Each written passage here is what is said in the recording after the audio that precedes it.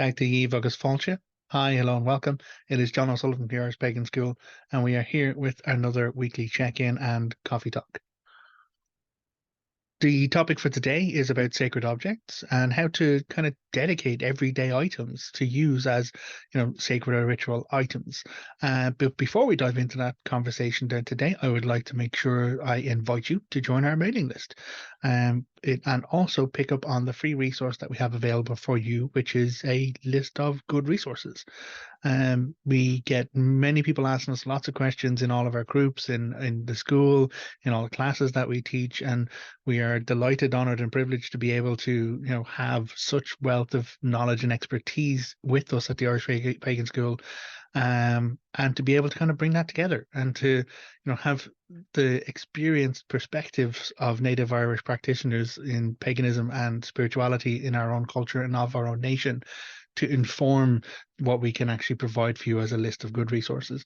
So it's not just here's John's favorite opinions, it is a list of things that, we really would stand over as a good resource to go ahead and to kind of explore for yourself as you choose to grow your connection and your knowledge in your path of spirituality, be it Irish paganism or not.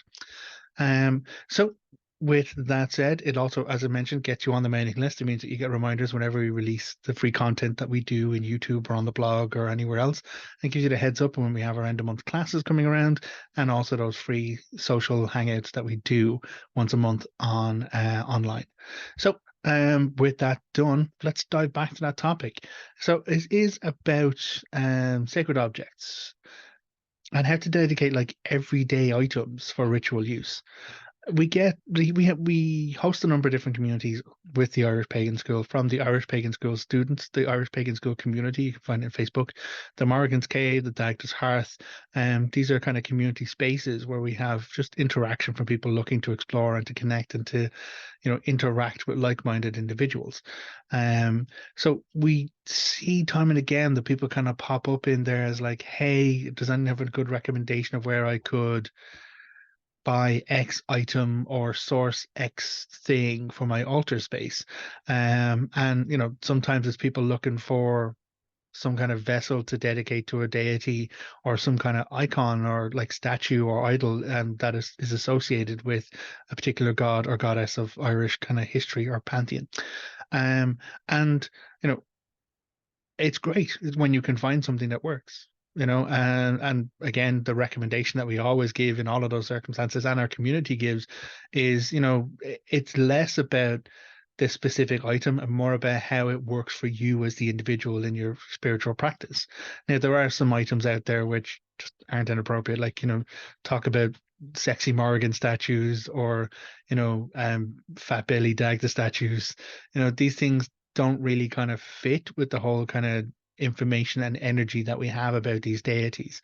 In the same way, once you know about the history of Queen Maeve, for example, it would not be appropriate to give Maeve an offering of cheese because it was cheese that was used to kill her.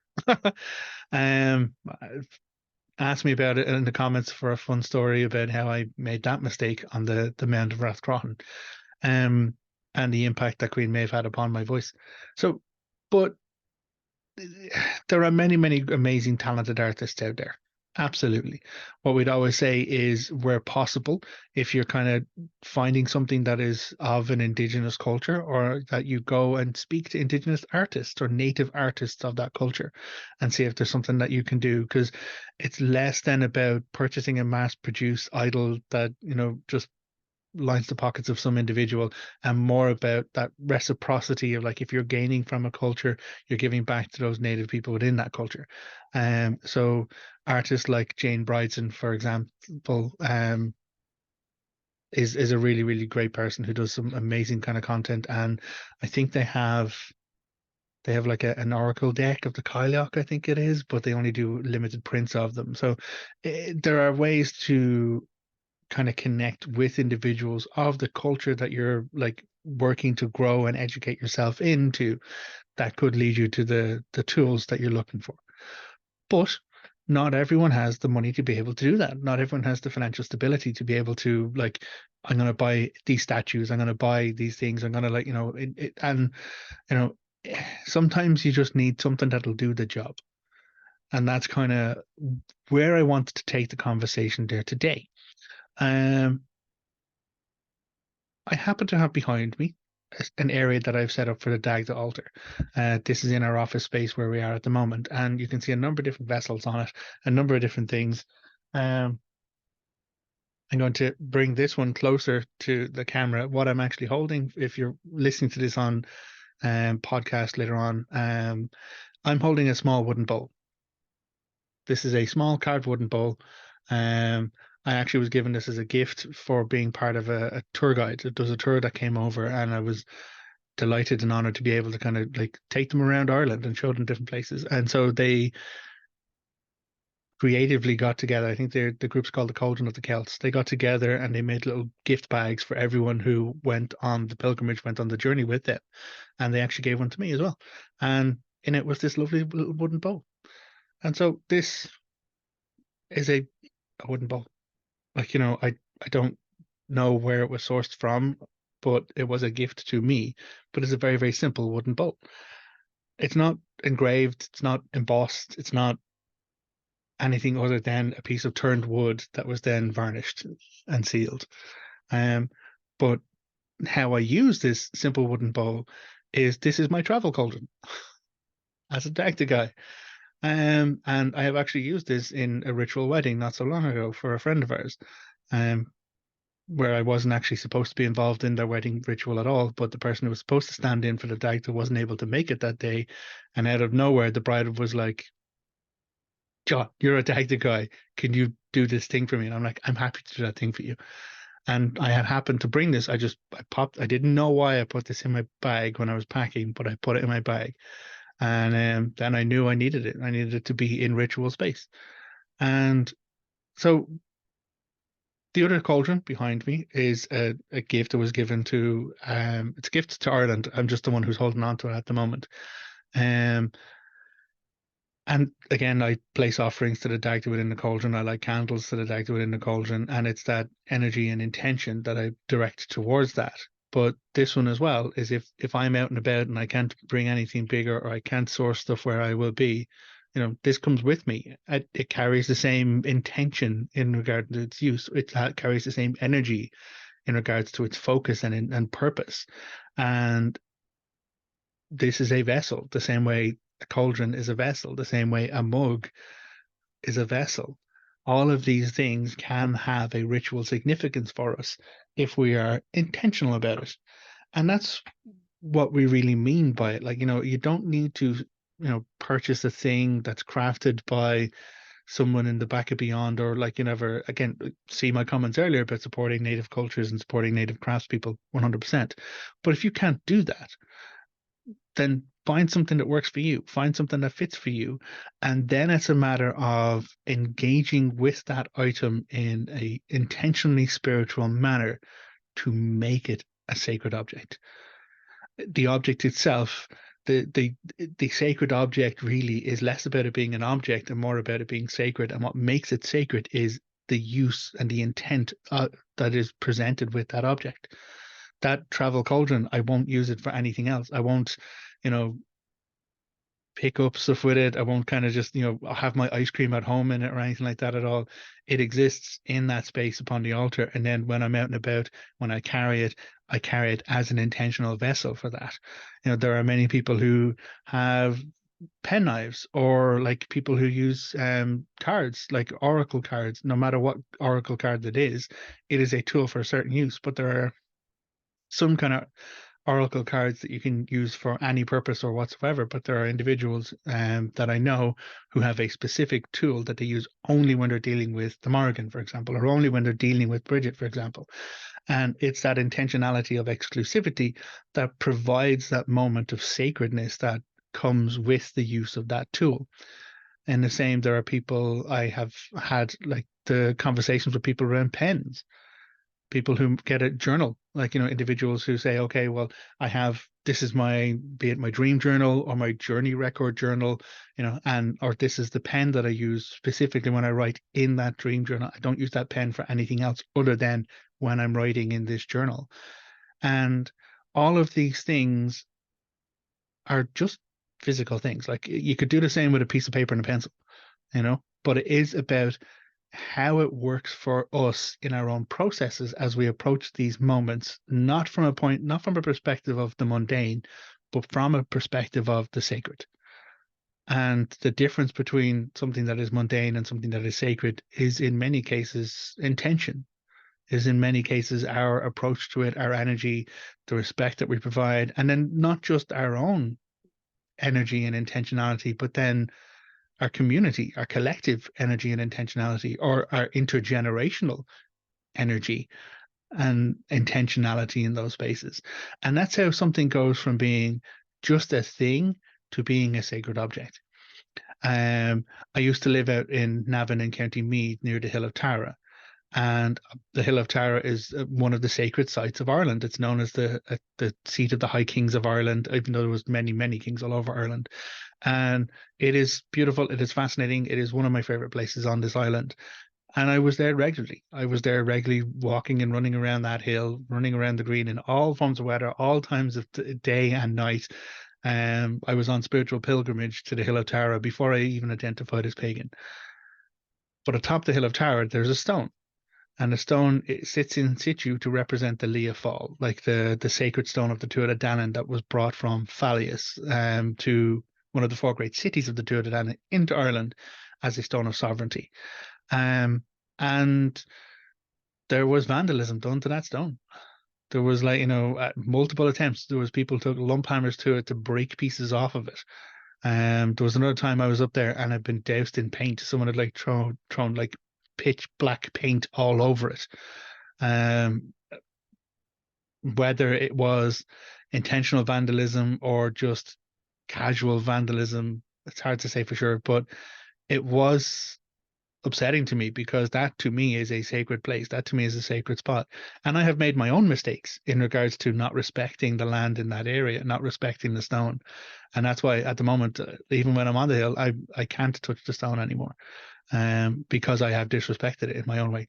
Different story for a different time. But we have generations of intentional energy and intentional awareness around the Hill of Tara on that space and on that stone. That stone is sacred.